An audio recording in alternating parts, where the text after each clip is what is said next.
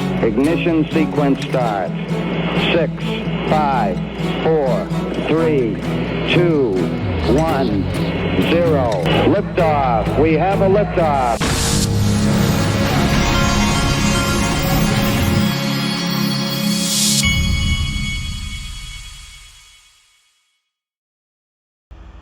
Hey everybody, this is the Digital Asset Investor, and I woke up just like you this morning. I said, wow, when I looked at my phone.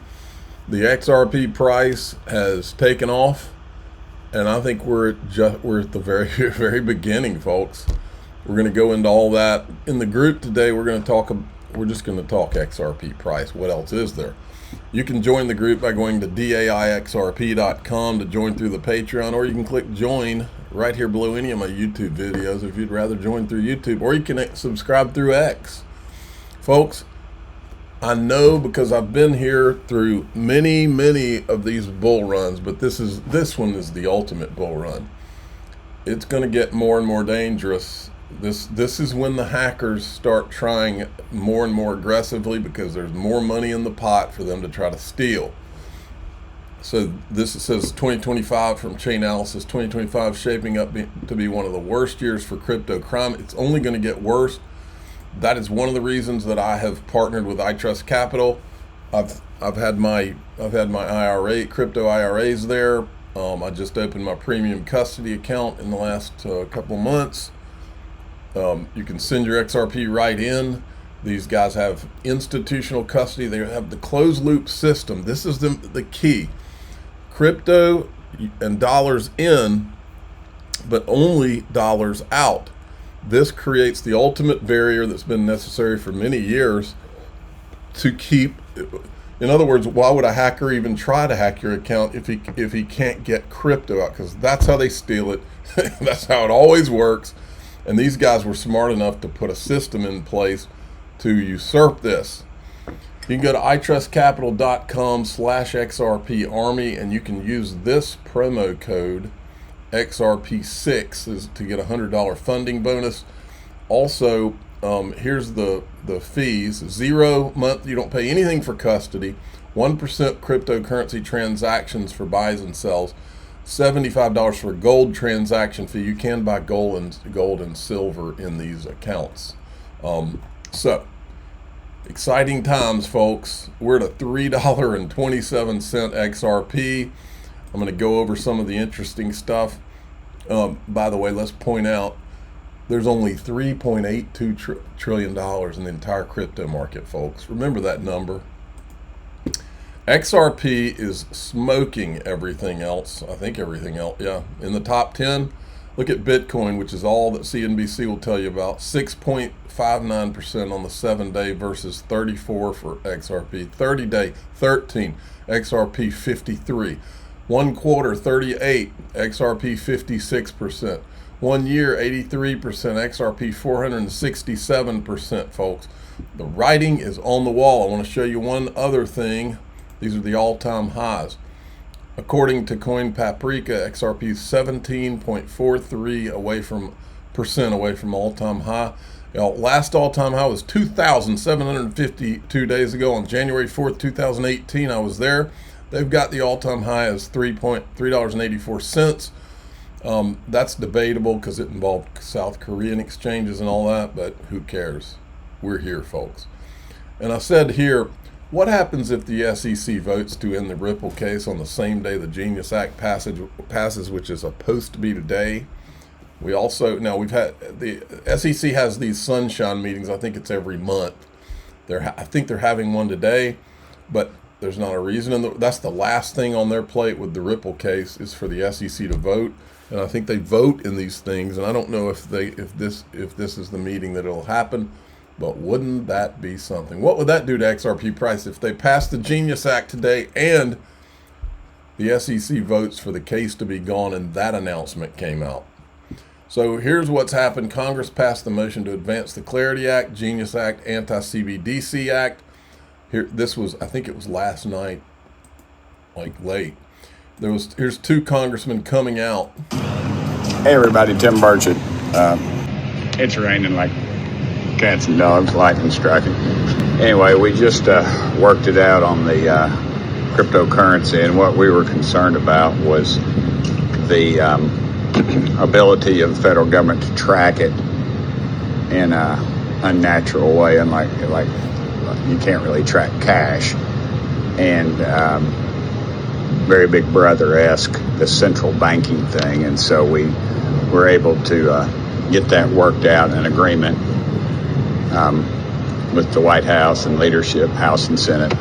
So hopefully we'll get this thing worked out. And so I went on and voted yes on the cryptocurrency bill. So it's real lights going back there. Anyway, late night, still got to go do an interview on the CNN, as they say.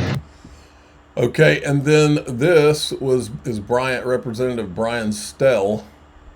A couple long days here in the House. We're making real progress on moving forward on really important crypto legislation for the president. We just got through what actually turned out to be, I think, the longest rule vote in the House. But at the end of the day, this is Crypto Week. We got 3 really important pieces of legislation to get done.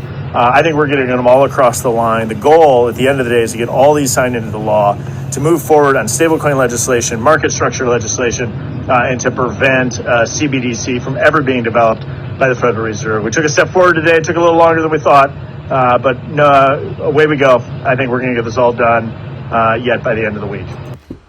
Now, let's not, and then they're covering this morning on CNBC what's going on. Good morning, Frank. Well, yeah, there was that breakthrough last night after that record-setting 9-hour standoff on the House floor. But now key crypto bills, they've cleared their final hurdle before they can actually get to passage. So what happened was about a dozen some hardliner members, they did vote to advance the bills after getting a guarantee that a ban on a central bank digital currency, that provision would be included in must-pass legislation that's going to come up later this year. This puts Crypto Week potentially back on track, setting the stage for potential votes as early as today on long-awaited legislation that the crypto industry's been pushing for. Congressman Andy Harris, he's the chair of the House Freedom Caucus and was one of the holdouts. He said the agreement was a significant win for the American people, as a government-controlled digital currency poses a direct threat to financial privacy and economic freedom. Again, the House is going to start voting. It could be as soon as this afternoon, it looks like, on some of these bills. But Frank, as you kind of noted, they're going to be competing for floor time with that package to greenlight $9 billion in Doge cuts that's passed the Senate early this morning. All right, enough on that. Simultaneously with all this, folks, there's a push to get rid of Jerome Powell, the head of the Federal Reserve. I believe we're going to get the lowering of interest rates right in the middle of this passage, right in the middle of the Ripple case going away, right in the middle of those ETFs coming. You can smell it. But President Trump said today, seemed to clarify it, that he's not going to fire him. So we got to wait until May. And Scott Bessent is going to he's holding a process. Let me ask you something you mentioned before on digital assets. Can we focus on that for a minute? What's he done wrong? Well, he put banks out of business, and he has withheld master accounts from financial institutions that would seem by statute to qualify to receive them. I think he's overextended his authority. And in addition to that, it's like whack-a-mole trying to do business with the Fed. Nobody will take responsibility for who is the bottom line on dealing with issues, whether it's the Fed presidents, the bank presidents, the head of bank supervision, the chair of the Federal Reserve. It is, Larry, you wouldn't believe what a morass that place is to deal with. Is the Fed blocking the cryptocurrency revolution, in your judgment? Absolutely. The manner in which banks that were dealing with digital assets as borrowers, and they were put out of business, literally, by the bank regulators at the Fed. And those were solvent banks, Larry. Those banks were not failing. And the Fed wants its own central bank digital currency, which would be a lousy idea, don't you think? Terrible idea. The United States doesn't need a direct-to-consumer CBDC or a wholesale CBDC. Now, Jay Powell agrees that we should not have. The Fed is the final domino to fall. You got Ripple, who's applied for a master account. Folks, the table could not be more set than it is. XRP 17% from its all-time high, lock in. Remember this? I said there's 3.82 trillion in the entire crypto market as XRP nears its all-time high. 15 to 20 is coming according to Bo Hines. Just with the Genius Act, the math is not very hard to figure out. We are at the very beginning. This guy says, when did Bo Hines say this? Well, he said it The here. capital injection that goes into the digital assets ecosystem as a result of stables is enormous. I think that you're looking at probably an industry going to 15, 20 trillion dollars because of what this does. Just with the Genius Act, folks. And then, of course, the Bank of America CEO says the bank's working on launching a stablecoin and exploring appropriate timing, likely a partnership with other players.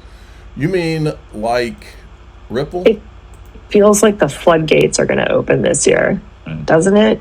I mean, so within the past week, a couple weeks, so SOB 121 being called back or rolled back. And I mean, within, it felt like minutes, you hear from CEOs like Bank of America saying, we're all in. I wonder if they're all in on building a stable coin on the XRP ledger. That's what I'm wondering.